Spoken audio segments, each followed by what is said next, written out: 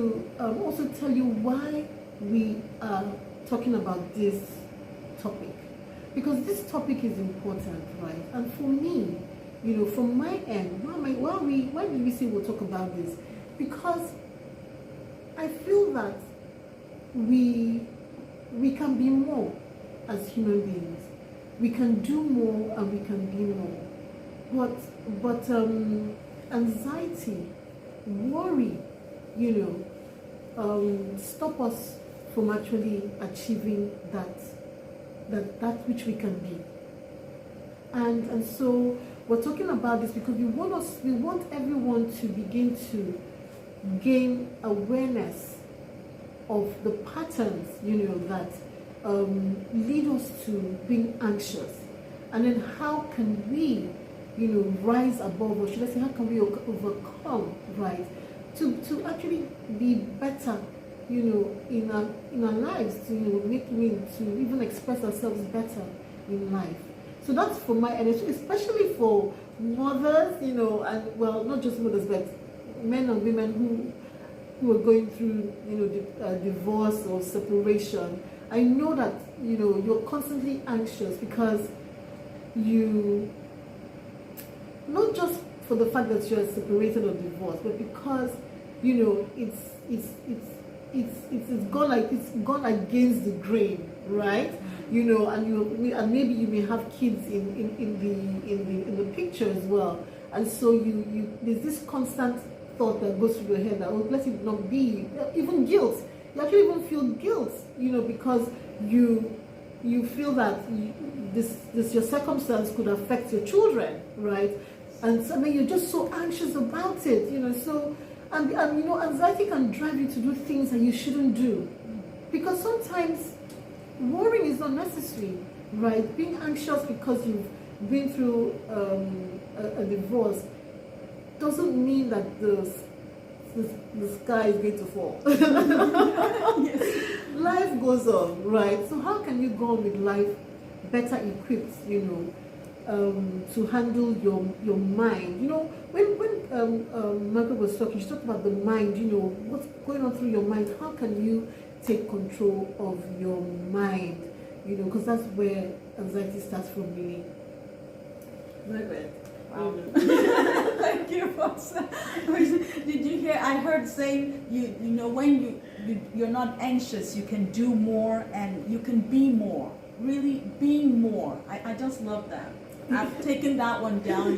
Being more. It's like I think we're all here living a life to fulfill something. It's like like a flower, mm-hmm. to blossom. Because when you blossom in a way, you're also causing another person to blossom. But when anxiety sets in, it doesn't allow that flower to expose itself, mm-hmm. to open up. So anxiety kind of traps you in like this. I like that. So you really can be more or do more.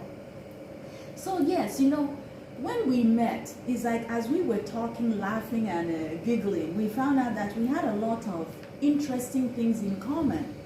And one of these was, to assist families and children live happier lives through talking, discussing, sharing, about little nuggets, nothing much, tiny things of that are real, everyday life stuff. And so we are here.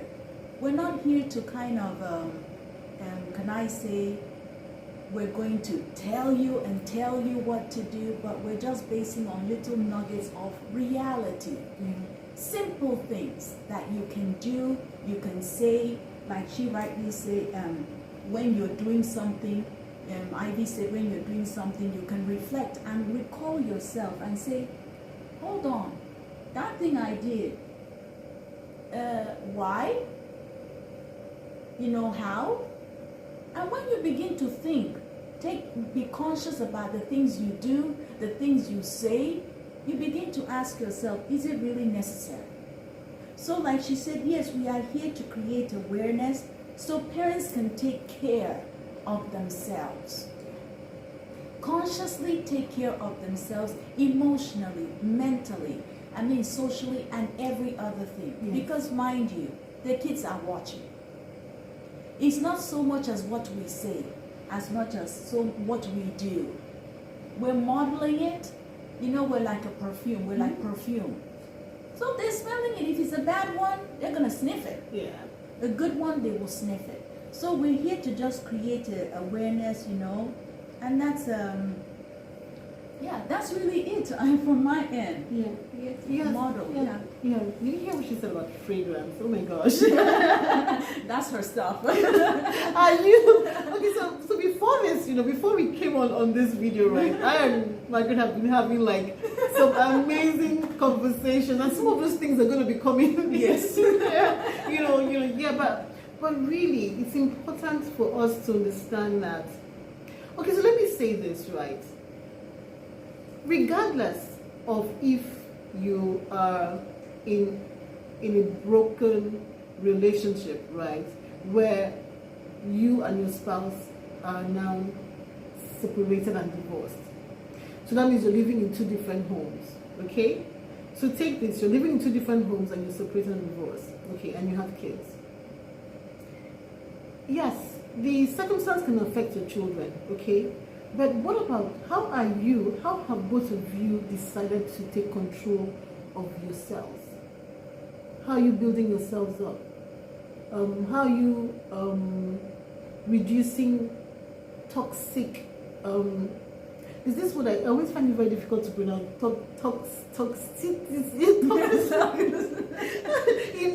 in your relationship? Because you know it's affecting your kids. Already the separation is, it's going to affect your kids. But then how are you guys handling it? Because like she mentioned, the fragrance for both of you is what the kids would, to enfold your kids, and then it would now lead them to, behave in different ways. Okay, so that's one part. Then what about if when you guys are together? So you're married and you're together. But are you broken in the marriage? Because people always want to say, you know what, we're staying together because I don't want to have a broken home, which they relate to being in separate homes. But you know you can have a broken home within a home. So and also that also means that as parents, how are you also handling yourselves? Because that fragrance is what was, would enfold your kids and lead them, build them up really to be who they are in life. So the reason why we're talking about this is it's not just for the broken home, it's for the home that is together but broken, right?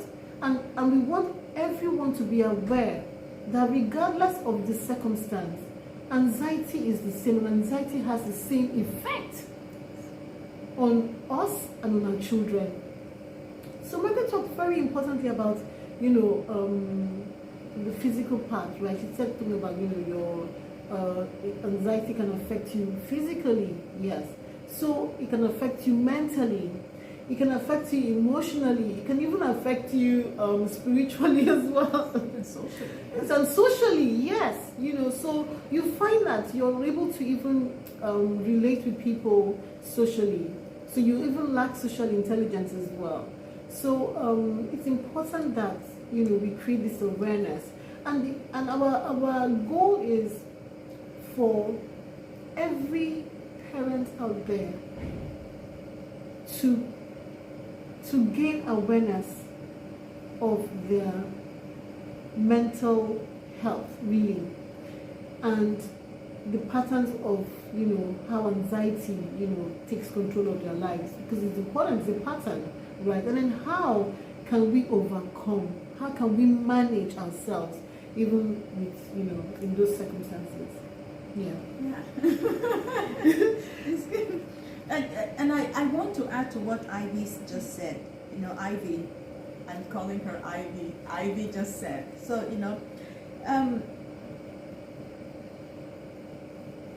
sometimes that is both parents and even teachers. When talking to children, you can turn into shouting orders, commanding like an army officer. Do it like this, do it like this. I'm not sure that if your boss at work was shouting, John, do it like this, do it like that you're going to be really productive. You know, you'll be kind of pantsy all the time. Mm-hmm. You will not be able to have control of your mental or your mental being or your thoughts, because you'll always be, oh, what will I do now that I'm going to be shouted down on? So, you know, shouting and screaming orders of children might just be a root of anxiety that was not dealt with while you were growing up. Might just be something because you need to think, why am I shouting orders at this child? If you're a teacher, why? Is there another way that I can say this? Okay, for instance, the child is struggling with understanding, let's just say, algebra. The next thing you're asking, really? Do it this way. It's this plus this is equal to this. Oh yeah? If it was so easy, that child wouldn't be struggling in the first place.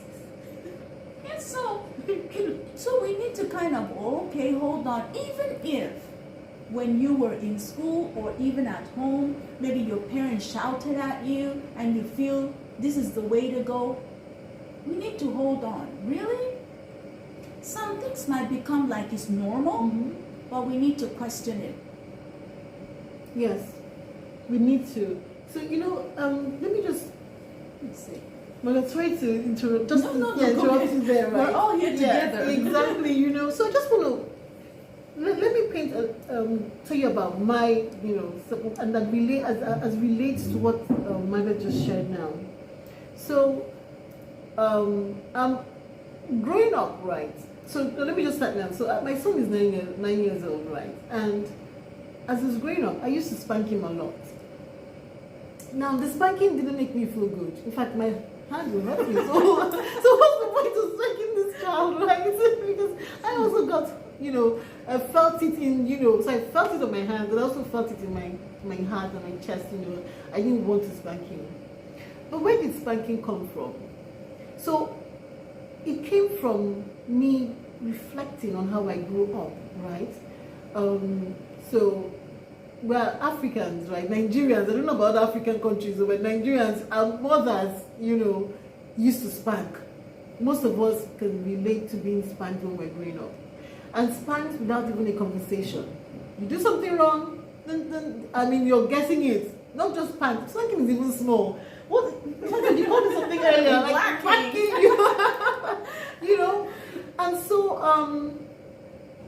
that is what they knew, or that's how they knew to bring up children.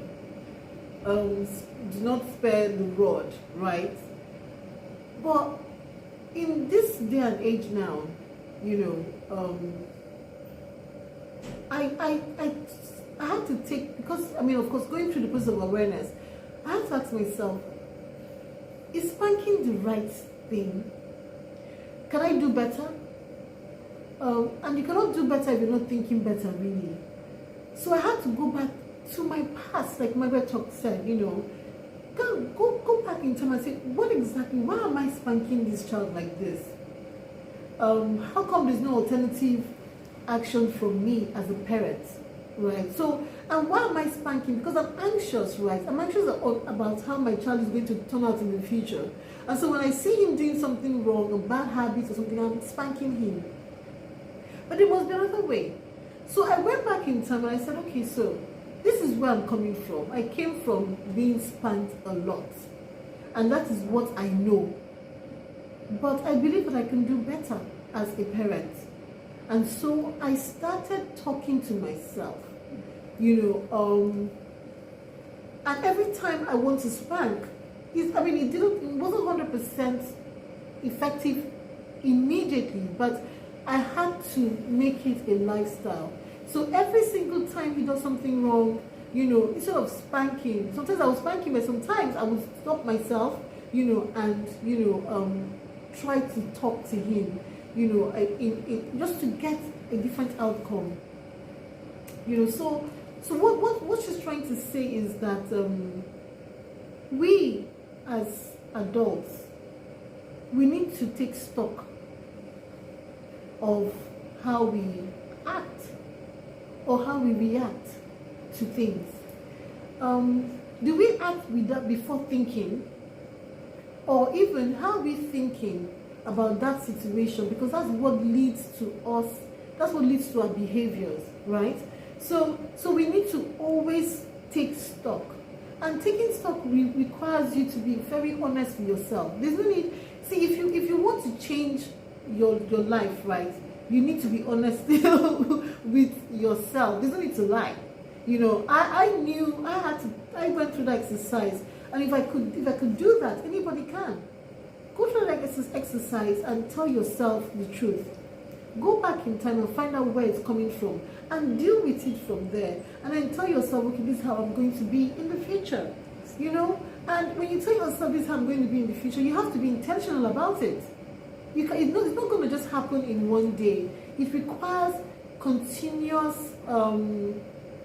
practice. It also requires failure. Yeah.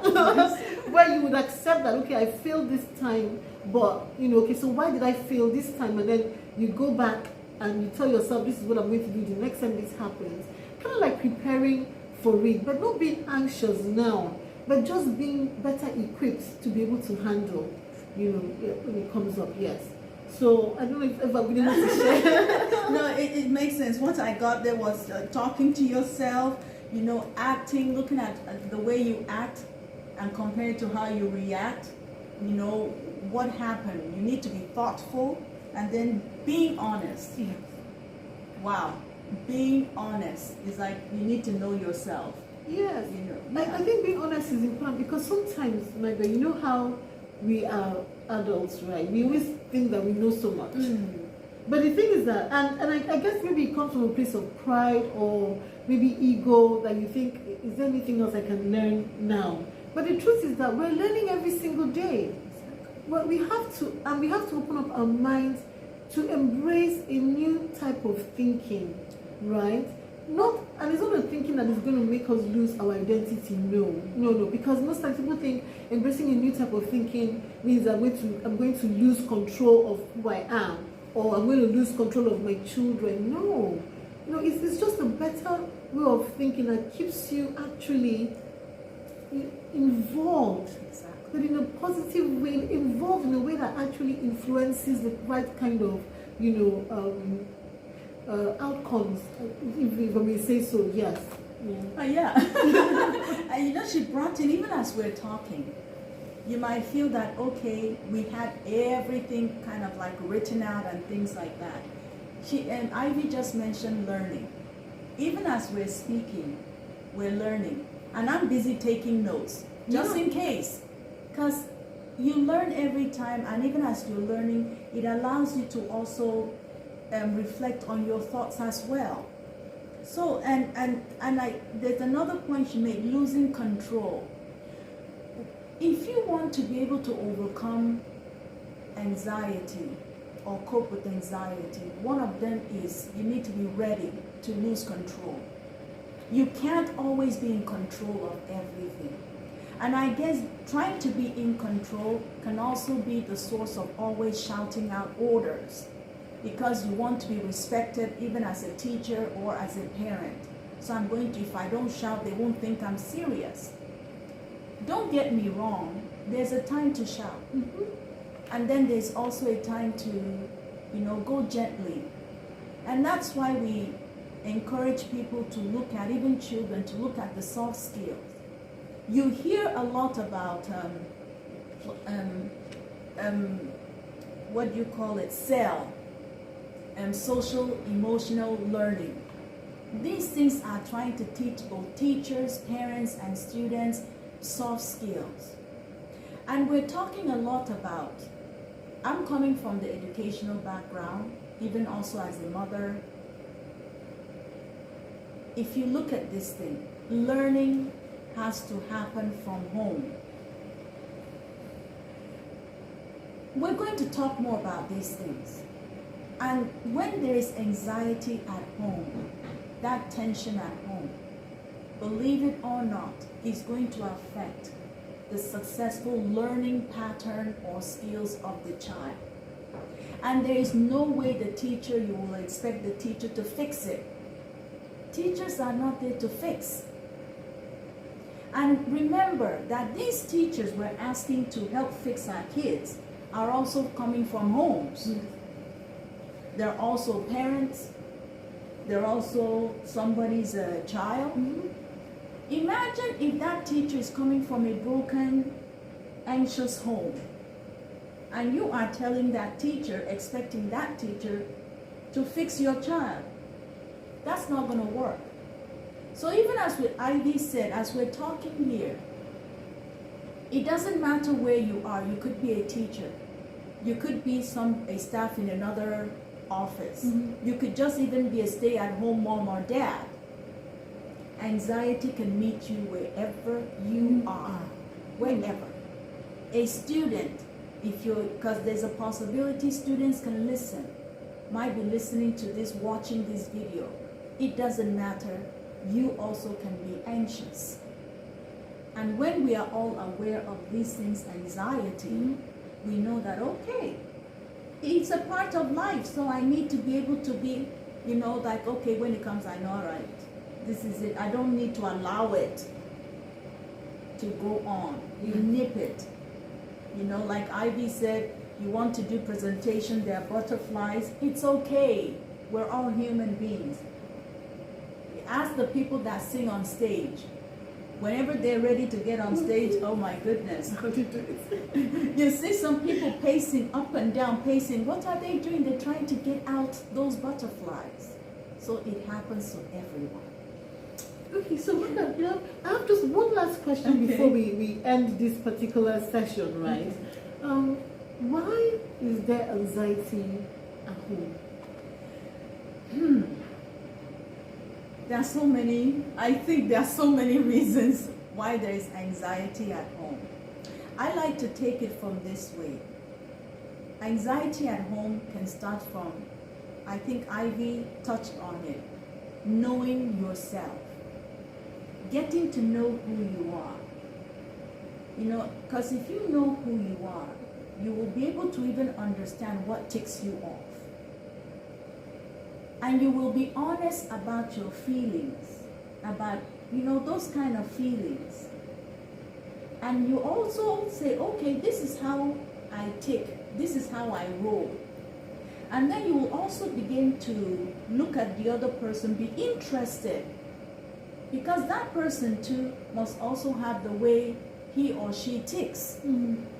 So when you look at yourself, okay, I have the way that I do things, or I like things, or and then you're able to say, okay, when the other person is acting in a certain way, you're able to kind of, give a bit of space, allowance for that actions. Because you're saying, okay, I'm like this, and that person is even bearing with me, right? So me too, I should be able to bear with this person. And of course, there must be communication. When you're honest, for instance, if you feel somebody is stepping on your toe, you can say, Ivy, you're stepping on my toe. Because maybe the way Ivy is behaving does not fit into your own way pattern. You're able to be honest because you know who you are, and that kind of knowing who you are, communicating, allowing the other person also to know who you are is important. Because nobody can see into your head. Nobody can see into your mind what you like or don't like. You need to be able to do what? Communicate. And I want to end with this because I don't want to go on. I know you have things to say. While you are expecting people, because anxiety doesn't just come. We're not living in a bubble. We're living with human beings. A society that is made out of human beings, the home is made out of human beings. Mind you, when in the home you expect, you're hoping your child, your husband, Your family members should understand you. I think you owe them the same thing. To say, okay, if I want somebody to understand me and go on my journey of development with me, I too need to be able to give them the same thing that I am looking for. So that's... Yeah, I mean, that is like so, I think that is so, that is instructive. And it's instructive because it allows us to be better equipped in terms of being relational with people, with others in our home, right? So understanding yourself, understanding others, and of course understanding how, you and them can actually coexist together, right?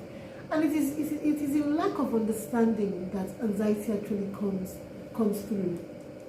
Anxiety could be psychological, it could be circumstantial, right? It could be spiritual.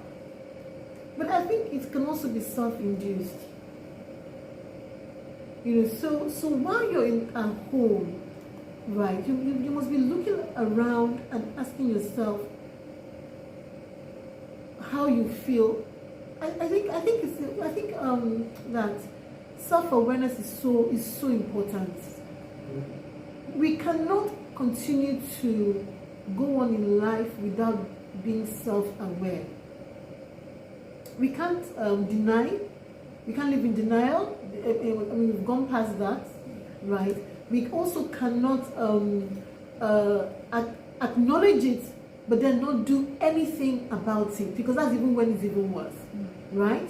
So we are called to take stock of ourselves. So that I think that's what Margaret is going to give you guys as a homework before we have our next session, right? Take stock of your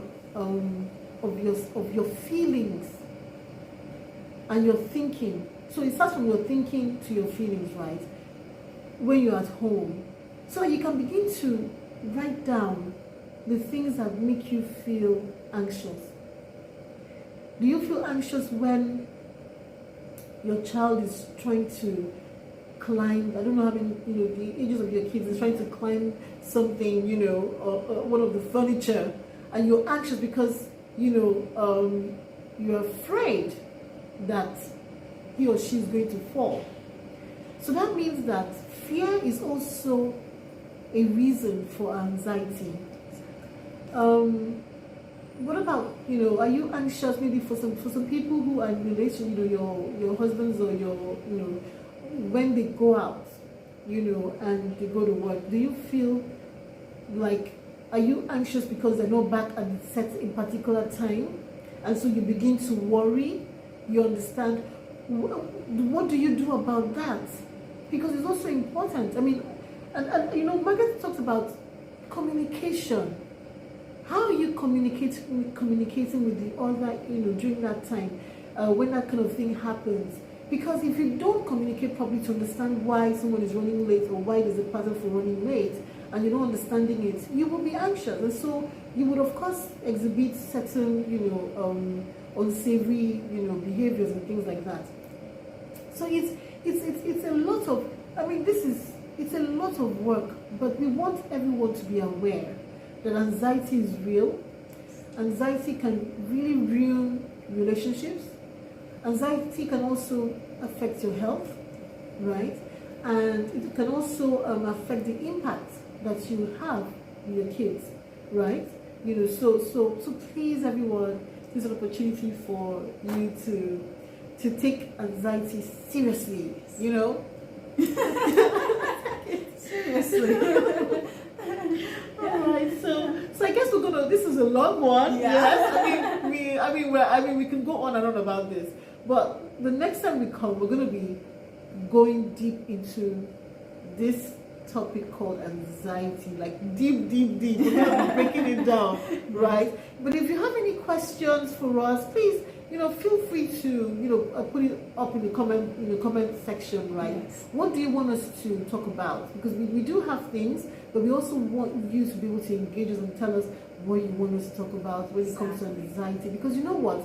If all of us are doing really well here, I mean, I think this world would be a happier place for us to live in. Yeah. Thank you so much. I'm looking forward to speaking with you again. Yes. Right? Okay. So.